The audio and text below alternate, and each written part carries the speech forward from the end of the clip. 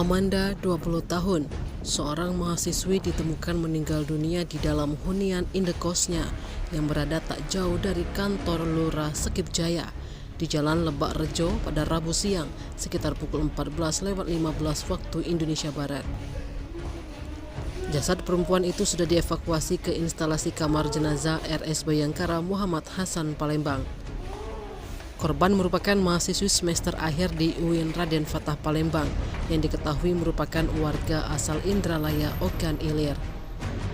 Sosok mayat perempuan yang ditemukan itu tertelungkup di dalam indekosnya tepat di depan pintu kamar mandi. Perempuan yang belum diketahui identitasnya ini juga ditemukan dengan ada darah yang bercucuran di lantai yang diduga keluar dari hidung korban.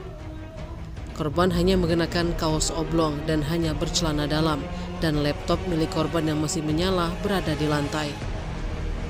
Menurut keterangan warga setempat, sosok pertama kali yang mengetahui kabar korban itu adalah pacarnya yang sempat dihubungi video call oleh korban. Hal ini dibenarkan oleh Yeni, 21 tahun, salah seorang penghuni kos yang berdampingan dengan kamar kos korban.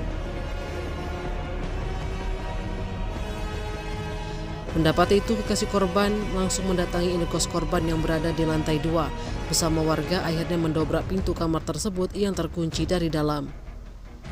Sementara itu, Ketua RT setempat, Wanci, mengaku dirinya tidak pernah menerima laporan dari pemilik kosan perihal penghuni kos.